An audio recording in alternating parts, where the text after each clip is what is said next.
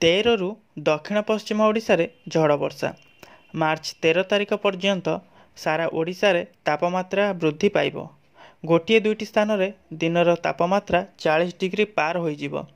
तेबे जदि एभली वीडियो सबुबेले देखिबाकू चाहुचंदी चैनल को सब्सक्राइब करनियंतु एवं पाखरे थिबा घंटी आइकन को दबाई दियंतु। तेबे चलंतु जानिबा केउ सहर रे केते तापमात्रा रेकर्ड करा जाइछि।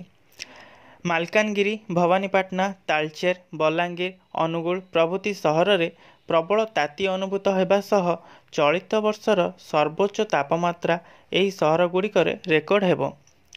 एहा परे पागरे सामान्य परिवर्तन हेबो। दक्षिण पश्चिम ओडिशा रे हल्का वर्षा सह झड़ा वर्षा होई पारे।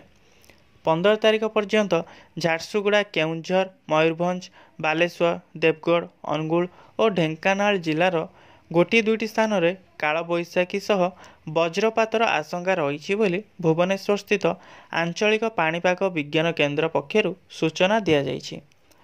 ओयूएटी रो पाणीपाग विशेषज्ञ प्रोफेसर सुरेंद्रनाथ पशुपालन आकलन करछन्ति जे वर्तमान वायु प्रवाह उत्तर पश्चिम दिगरु ओडिशा आड़क प्रभावित हेउछि।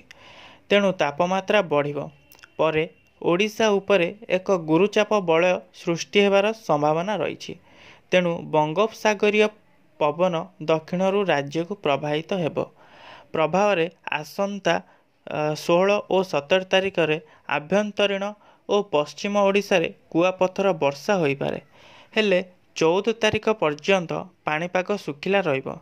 दिनर तापमात्रा 4 ରୁ 6 डिग्री बढ़िबो। आसंता 3 दिन पर्यंत उपकूल ओडिशा रे राति रे शिशिरपात हेबो। अन्य पक्षरे गतकाली अपेक्षा आज केतेक स्थान रे सर्वोच्च तापमात्रा 2 ରୁ 3 डिग्री पर्यंत बढ़िछि। मालकानगिरी रे पुणी थरे राज्यर सर्वोच्च तापमात्रा 39 डिग्री रेकर्ड करा जाइछि। एहा व्यतीत तालचेर रे 38.1, भवानीपाटना 36.8, बलांगीर 36.2, अनुगुल 36.1 रेकर्ड होइछि।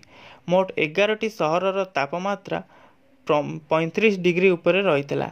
भुवनेश्वर तापमात्रा 34.7 डिग्री रहितला। रातिर तापमात्रा भी 2 ରୁ 3 डिग्री बढ़िछि।